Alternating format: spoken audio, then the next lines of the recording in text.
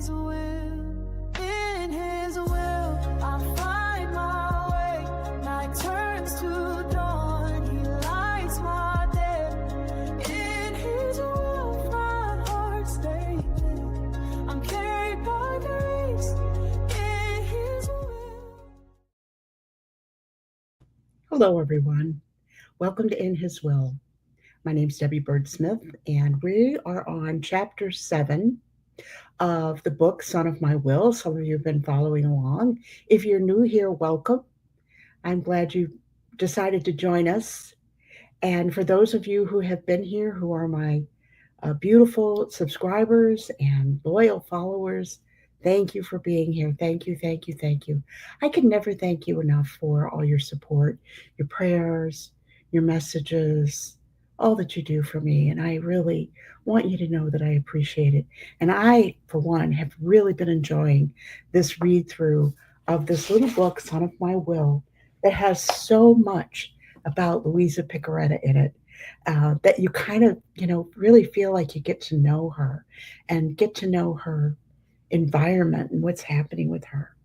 You may have noticed at the beginning of this video that the entry has changed, and I'm very excited about this. This is an original song that was written for me, for the channel, by Ryan Kaustinen, and Ryan is a very talented young man who has helped me out in so many ways here. He's written the song. We have a website that's just about to be launched that Ryan helped me and actually put together for me. And so we have a lot of exciting things that are going on here on In His Will. Some exciting guests coming up. Of course, we'll have our usuals. Dan Shiles will be on next week. We have Mary Zirkle coming back with Alejandro Acuna. And if you're not familiar with that name, you should, because Jose Acuna is one of the pioneers in the Divine Will movement. And so we're going to have Alejandra with us, with Mary here to translate. And so I'm so excited about that. So lots of exciting things coming up here on In His Will. And you don't want to miss it. So if you are subscribed, or if you haven't subscribed, you'll want to subscribe and hit that notification bell. Because when you hit the notification bell, of course, it sends you a little message that lets you know when the videos are up. Also, we will be hopefully seeing Mother Gabriel again very soon. And so lots of stuff going on here. And as I mentioned, the song that is at the beginning of the intro there is entitled In His Will. And we're going to have a video of that entire song up soon. So I think you'll enjoy it. It's a beautiful song that was written by Ryan, and I'm so grateful to him. I'm so grateful for all of your prayers and support. So let's get into it. We're on Chapter 7 of The Son of My Will, and the title of this chapter is Luisa, the Little Secretary of the Divine Will. And catching up just a little bit, we have learned about Luisa's childhood a bit, her family life, her home life there in Corrado, in the Archdiocese of Trani. And this is important to remember. You're going to hear, we use Corrado and we hear Trani, and we hear Corrado is the village where Luisa lived. Trani is the diocese that she lived in. So in this chapter, it begins with Luisa getting a new confessor, Father Gennaro de Gennaro. Her days are distinctly broken up into two parts, day and night. At night, Luisa experiences the great mysteries we've talked about, and by day, she's a simple woman who works, prays, and teaches a craft of the time. So we know that Luisa is teaching tatting. She's a lace maker. And coincidentally, there was another saint who was a lace maker, and that is Zélie Martin, who was Therese Martin's mother, Saint Therese. Her mother was a lace maker. And so this is what Luisa does, and she teaches the young women of the village. At night, she has these wonderful mystical experiences of going into this very profound trance and being united with Jesus in these trances and sort of just going around. Sometimes she comes out of herself, her soul comes out of her body, and Jesus is taking her out and showing her many, many mystical things. Her confessor, Father Michel de Benedictus, is appointed to commission for the restoration of St. Mary the Greek. He's also named rector of Our Lady of Grace's Church, and he oversees the Association of the Daughters of Mary. With so much of his time taken up by these activities, he starts to neglect Luisa. Luisa is not the only one who's not happy about it. So is Jesus, who invested priestly authority in him. Father Michel regrets the situation, but he does not come up with a better solution other than asking Father Gennaro de Gennaro to help him out. The two priests were born in the same year, 1844, and were both ordained priests together in 1868. Luisa opens her soul to him too, telling him everything that happens to her. But Father Gennaro visits her only 2 or 3 times, and then he never comes back. He vanishes like a shadow. Now, this had to be very discouraging for Luisa. Her known and trusted confessor, whom she'd had all this time, Father Benedictus, who she'd confided all of her secrets to, who had really been in charge of her life, gave permission for her to remain bedfast. Jesus was very, very much compliant with Father Benedictus.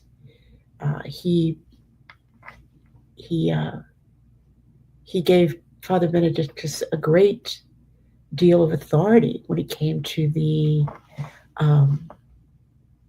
development, the spiritual direction of Luisa, even though he was there with her all the time and her direction was coming from Jesus himself. But he always said, obey your confessor. And he taught her, if it comes to me or it comes to my confessor, obey your confessor because he has my authority. What an extraordinary teaching, and what extraordinary humility Jesus teaches us with that direction. Based on the situation and adoring the dispositions of God, Luisa continues to be in Father Michel's hands, also because she respects him for the many sacrifices he had to make on her behalf. So another year goes by, but the situation does not change at all. Feeling a need of conscience, Luisa once again points out what she needs. It is on that occasion that Father Michel tells her that he will dispatch Father Gennaro. Though he was meant to be an extra hand, he becomes, over the course of a year and a half, an actual replacement, which is why, as of 1898, Father Gennaro de Gennaro is Luisa's new confessor. The new Archbishop, Archbishop Tommaso de Stefano, most certainly wanted and approved the arrangement made by the two priests, given the fact that Father Gennaro stayed with Luisa without fail until March 10th, 1922, the day he dies. The new confessor, who has been the parish priest of St. Joseph since 1887, will be a decisive player in the development of the specific mission Luisa has received. Mass at home. Luisa does not hide the fact that the one and only thing keeping her from accepting the constant state of victim in bed is that she's no longer able to receive communion. How can she go on without Jesus, who gives her strength? Where will she be able to find relief from her affliction? Being separated from Jesus in the sacrament causes her such heartache that she can do nothing other than cry her heart out. It seems to her that Jesus, having pity on her weakness, encourages her by inviting her not to be afraid because he himself will take care of sustaining her in her fragility. Louisa cannot imagine what graces Jesus has prepared for her, and this is why she is so afraid. He asks her to place herself as though she were dead in his arms, to offer herself as voluntary victim, to repair sinners' offenses, and to spare men their deserved scourges. Jesus, in turn, promises her pledging his word not to leave her for even one day without coming to see her. So at this point, Jesus, uh, because Louisa is not able to receive communion every day, Jesus promises to come to her every day, and he promises to uh, be her strength, be her sustenance. Louisa in no way can imagine that the Lord's promise will come true in the form of celebrating Mass in her home. When it becomes obvious that Louisa will no longer be able to leave her home and that, without a miracle, her condition of rigidity is irreversible, her slightest unusual virtues, her slightly unusual virtues are recognized, especially her obedience and humility. Therefore, a request for an indult is sent to Pope Leo XIII to allow for the celebration of Mass in her house once a week, and for Louisa to receive communion for reasons of infirmity. The request is granted with a rescript dated March 8th, 1898, for a period of 7 years. It is perhaps one of the last gifts of Archbishop Domenico Marinangeli, who will leave the archdiocese at the end of that month. Later, Pius X, on May the 23rd, 1905, will grant an extension of the same rescript for another 7 years with Archbishop Tommaso de Stefano in the new Archbishop of Trani. So at this point, Trani has gotten a new archbishop. The old archbishop has died, and so this situation of receiving communion and having Mass in her room continues. The second period of 7 years did not go by, however, because on March 17, 1908, the new Archbishop of Trani, Archbishop Francesco Paolo Corono, requests and obtains a new rescript that is much broader. It granted for 7 years the celebration of Mass at her home every day, including holidays, and allowed the distribution of communion to another 2 people in the family as altar servers. So at this point, this bishop has said, no. A priest can go and say Mass in her room every single day and distribute communion to Louisa, plus 2 people who will act as servers for the Mass. And usually these 2 servers were, of course, her sister Angela, who took care of her, and another person, maybe one of the people of the village, maybe it was one of her young women that she trained, maybe it was one of the nuns. Her room is turned into a chapel with the altar inside a big wardrobe that is opened up every morning.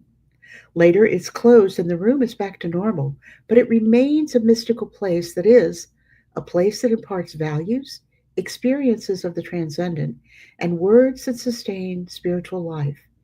It is now a place that gives hope and strength to live through the suffering and difficulties of daily life. People experience the divine presence there. In this room, it is not only Louisa who enters into close contact with God.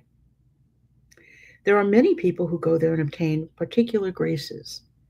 When they leave her room, people feel that even a tiny corner of their home could become a home of the Lord. Why not put a small statue of Our Lady inside a glass bell jar sitting on the mantel, or a crucifix, or a picture of a saint, as was the custom of the time? Such devotion takes on the value, not of a knickknack, even if it is expensive, but of a special presence that Jesus recalled to the Samaritan woman. That's from John 4, verse 5. Even in Louisa's room, there's a bell jar with a statue of baby Jesus inside, decorated with flowers, sitting on her nightstand. And so we all, many of us, have this tradition of having holy items, blessed statues, blessed relics laid out or in a special place in our home. The other sparse furnishings in her room include a bed with a white curtain all around it for a bit of privacy during moments of prayer, a crucifix facing her, a clock, and a framed picture of the Holy Family with various other pictures of saints. Later, an image of the Immaculate Heart of Mary will be added there as well as one of the Sacred Heart of Jesus brought to her by Father Annibal de Francia. The Cross of Writing, February 28, 1899. So now Luisa is going to receive a new cross. 10 years have passed since the first spiritual marriage, and by now Luisa is certain that this will be what the rest of her life will be like. There's no more room for doubt. She will never get out of bed again, if that is what God wants. What she has experienced is too great for her to go back to an aimless and ordinary life. The bed serves precisely for being in the world, not of the world. Her new confessor, Father Gennaro, thinks that her conversations with Jesus at night should not be ignored because they can do people good. They are revelations. But Luisa objects. Why should someone as shy as she is reveal her personal life to others? And then she writes with great difficulty. She only attended a few grades in elementary school. But in addition to the confessor's order, there is the Lord's. It must be written because it will be of service to others. And what the Spirit is operating in her cannot be kept for her alone. Jesus knows it will cost her. But is she not perhaps the spouse of the crucified one? Of a sacrificed man who allowed himself to be seen, naked, body and soul? She has no choice. It is useless to try and make excuses that she writes poorly with so many grammar mistakes. People who are willing will find the message that God wants to give to the world through Luisa, to live in his will. Jesus tells her that many people have written about him, focusing on one truth or another about his being. He wants her to make this aspect known, to live in his will. The doctrine is not hers, but comes from Jesus himself. Luisa must not worry about anything. She has only to be meticulous and accurate in writing what he tells her and to leave nothing out. And when she complains, he encourages her, telling her that what she writes is his alone and that through these writings, he wants to tell mankind once again about his love. Now, when we go into the writings, anyone who's read any of the writings has read Luisa's complaints. She's very unhappy about being belabored with this task, not because she doesn't want to do what Jesus asks her to do. She feels she isn't up to the task, and she realizes that her education is so lacking that she doesn't feel that she's capable of even writing it down the way it should be written down. And in her incredible shyness, she doesn't want to share these experiences. They're private to her. They're private. Jesus says, no, no, no. They're not meant for you alone. They're meant for everyone. When demons disturb her with her emotions, when demons disturb her with their enormous ruckus, Jesus explains that they do not want her to write. Precisely by toying with the people's free will, the devil wants them to sin, like in the Garden of Eden. She must be very careful because living in the divine will is salvation for humanity. It is the full realization of God's original plan for humanity. So a few days after she receives the order, Luisa begins writing in her notebooks on February 28, 1899. Sitting up in her bed and gazing at a wooden crucifix propped up against her knees. Before she begins, she reiterates what a sacrifice it is for her and prays for help from heaven. With her bashful personality, airing everything out in public, everything that transpires between her and God is really a huge sacrifice. She already accepted the fact that she needs the priest's blessing to return her to normal, even though she complained by asking the Lord, "Why this third person between you and me?" Furthermore, it's not clear now whether what she writes will stay only with her confessor or will end up who knows where. Seeing that Jesus told her that this aspect of his earthly life that hinged on the will of the Father has to be known. We can only imagine what Luisa would have been thinking had she known the extent of the writings that she was called to produce, and that they would be distributed throughout the world to thousands, hundreds of thousands, millions of people. Writing must cost her a lot if she says she would rather die 1,000 times rather than write a single line about the things that happens between her and God. But she knows that she cannot give in to disobedience, even if it is like having nothing but pitch darkness before her. She prays to Jesus, the Blessed Virgin Mary, Saint Joseph, Saint Michael, Saint Raphael, and her guardian angel that everything will be for the honor and glory of God. I kind of have to laugh when I read this because I think about Luisa having to write this and feeling so unequipped for this task. And it makes me think of me sitting before a computer, those of you who know me, how technologically challenged I am, and knowing nothing, but having to venture into this task regardless, because it's what Jesus wants you to do. It must have been daring for her, daunting for her. But Jesus promises that he will help her. She writes 36 volumes in the form of a diary with entries dating from February 28, 1899 to December 28, 1938, spanning just under 40 years. The task of writing, of which she is not particularly adept and performs only out of obligation, will mark her whole life with great suffering. So true is this that she earns the nickname from Jesus, the little secretary of the long story of my will. Precisely because the divine will of Jesus, as will be seen, is going to be the main theme of the diary. The diary's first features is that in volume 1 to 18, the last page of her notebook bears the handwriting of St. Annibale de Francia, who wrote Nihil obstat. Canonicus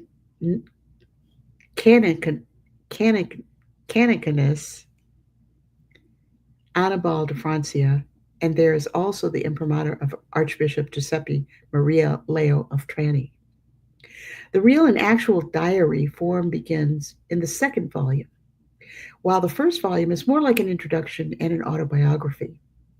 A notation made by Father Annibale says that after Luisa had been writing for a couple of months, her confessor told her to write about things that also happened before. So she obeyed, and since they were about personal matters, she re-emphasized to start with her repugnance and the sacrifice of obedience with other expressions. She wasn't happy about this. Nevertheless, the following narration begins, by order of my confessor, I begin to write what passes between me and our Lord day by day, etc. Beginning with that volume called number 1 that concerns things that happen before number 2. In everyone lies the potential for Luisa's life with God, just as she herself relayed, and which constitutes the secret of the king. But she must make it known because the gift must serve for the edification of everyone. When her confessor tells her to stop writing, she stops with the same humility and the same spirit of obedience with which she began, after having written almost 10,000 pages. The Christmas Novena. In the first volume of the diary, the story of her life begins with the description of the Christmas novena she created when she was 17 years old, the age when she started lapsing into her usual condition of rigidity. Louisa is just a young girl and she prepares for Christmas with various acts of virtue and mortification. Reflecting on the 9 months that Jesus spent in his mother's womb, she honors that event with 9 hours of meditation a day, and she describes it as she remembers it. Before giving a summary of those 9 hours, first, let us note that for the 17-year-old girl who's beginning to relish the joys of physical maternity, it is quite moving to think about the Virgin Mary's pregnancy. Her thoughts, with boundless affection, go to that tiny baby that is growing in Mary's womb. But at the same time, she has a theological vision that can only be a gift given to those open hands that pray for a love, and at the same time respond to a call. The vision of the Passion has lingered in her heart, and so during these 9 hours, she goes from the incarnation to the cross and the resurrection, embracing the whole mystery of the Word made flesh. Louisa begins the first hour in heaven. It is the immense love of the Holy Trinity that works in the world despite the ingratitude of humanity, and especially mine, Louisa underlines. In the second hour, the inner voice that guides her now pushes her to think about God, who is so great, but now made so much smaller and so constricted that he cannot move and can hardly breathe. She knows she must make room for him by opening up her heart and avoiding even the smallest sin. She cries, she asks for forgiveness. She promises to be completely his, but regrets that I would revert to my usual defects. God's mercy is woven with the pain of her sins, so that in the third hour, it sounds like a whisper that reminds her that in his conceived humanity, she will also find her soul devoured by the flames of Christ's love. But here is a hint of the mystery of the pain in the fourth hour. Jesus tells her that every conceived soul brings with it the burden of its sins that he then takes upon himself in an act of atonement. So my passion was conceived together with me. As though she was viewing an ongoing ultrasound, Jesus makes her look at a tiny head surrounded by a crown of thorns, which causes him to cry and immobilizes him, which he knows from the crucifixion.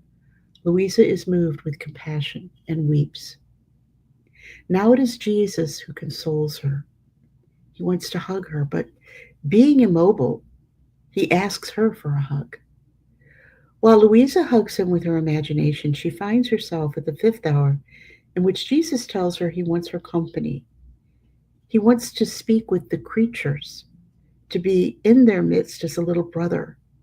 Instead, there are those who run away from me, play deaf, and force me into silence, who scorn my gifts. I'd just like to make note, the other day when Mary was on, she talked about the reference to us as creatures in the writings. This,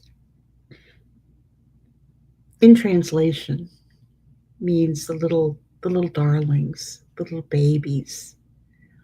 It's like a word that's used, that people talk about their babies, their children in that culture. So this is the way Jesus speaks about us, the creatures. Louisa is overcome with emotion, but Jesus moves on to the sixth hour, in which he invites her to enter with her spirit into the Virgin Mary's womb. Louisa has the feeling that Jesus has made some room for her and placed her inside. She hears herself breathing, but she does not see anything because it is pitch black. It is the darkness of the sins of creatures. Louisa is moved to tears, but she's not quick enough to stop the thought coming in the seventh hour, in which Jesus says the only reason he descended from heaven to be on earth was out of love. Instead of withdrawing when he sees so much ingratitude, he implores and moans like love's beggar before mankind. This is the focus of the eighth hour's meditation. And Luisa could do nothing less than offer Jesus her heart. But to do this, it is necessary that she always keep her gaze fixed on Jesus and that she give him a little word of love until the agony of the ninth hour. Seeing him like that, Luisa exclaims, "My love, my life, do not die. Do not leave me alone. You want love, and I will love you. I will never leave you again." Such was her extraordinary mystical experience of the humanity of Christ and his excesses of love. And here we start to learn about the 9 excesses of love. And if you don't know or haven't read the 9 excesses of love, I encourage you to read them, to hear about them. We will talk about them on the channel. Christ's humanity. We've made note of the basic themes of the time. Among these is Christ's humanity. Luisa embraces that devotion, starting with the incarnation, which is why she dedicates herself to 9 hours of meditation a day. 9 hours. I feel good if I do an hour, maybe an hour and a half. The first question that struck me as a person of the third millennium who is always struggling with never having enough time is, how can anyone find 9 hours for meditation in one day? Then I think back to a century ago when life was certainly less hectic. There was undoubtedly fewer needs in life, as a farmer did not require books to read, and there were hardly any diversions. And then Luisa's sacrifice was to keep watch and pray. So adding things up, 9 hours could be found even to meditate in a 24-hour day. This is a great reminder for us. Remember that in this time in history, there were no televisions, certainly not in Corrado. There were no televisions, maybe radios, maybe. People were farmers. They weren't reading books. They weren't learning things. They learned how to farm. That was their life, to work the soil, to tend to their animals. So the animals were tended, certainly if it wasn't time for planting or harvesting crops. Luisa was in bed 24 hours a day. And this was her call, to pray and to meditate. So 9 hours, well, what else is she doing? She may have taught her lace with some of the girls in the village for, maybe a couple hours a day. They had mass. This was her life. We've lingered over this novena because this is where the Luisa of later years starts to emerge. As we have seen, she has gone from feeling compassion for the baby Jesus to sharing in his suffering, immersing herself in his passion to the point of remaining with him always, never to leave him again. At this juncture, she intuits that remaining is the highest pinnacle of love. The Virgin Mary remains at the foot of the cross. Jesus remains on the cross in accordance with his Father's will. Luisa will remain in God's will. And like Jesus, for the rest of her earthly life, she will always keep distinct her human will and the divine will that sustains her, as she did with the baby Jesus in Mary's womb. It is very important even today to emphasize Jesus' divinity, because many want to turn Christ, the incarnate Word, into a hero, a celebrity, a teacher, or a superstar.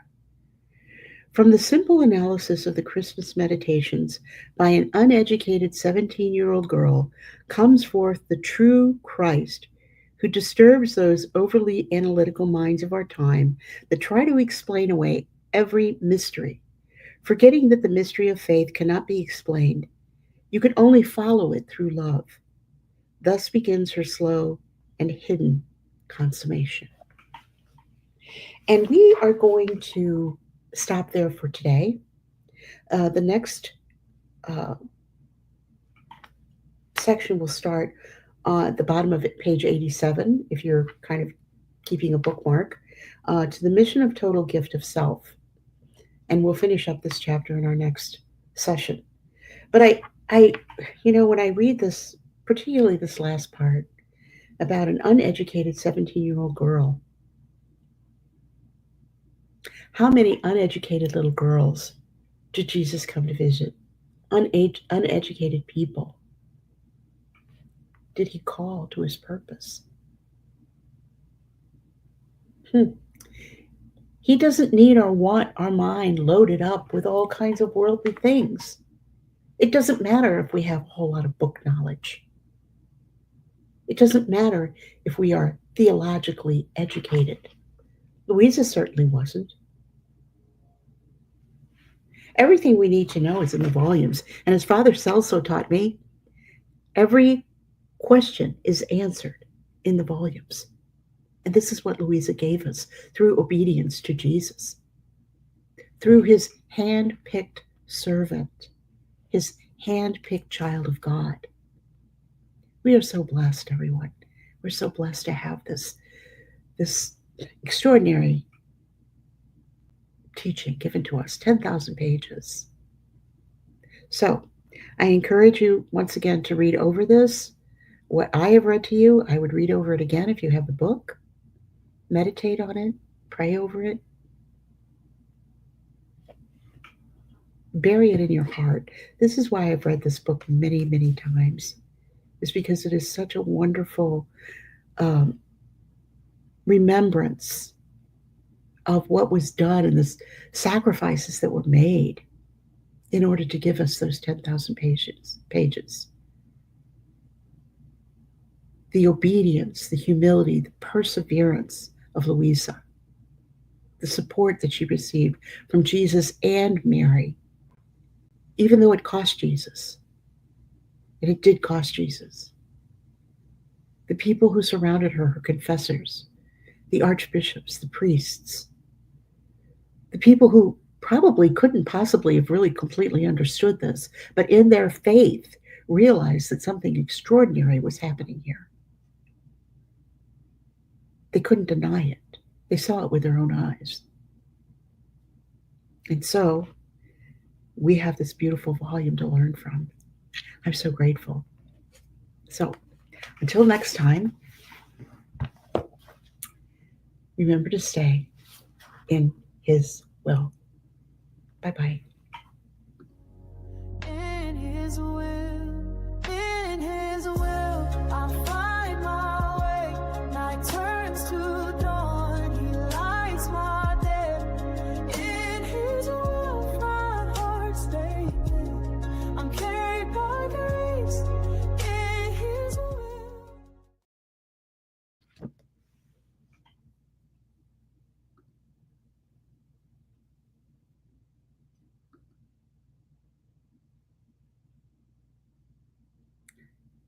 Apparently, I don't want to go away.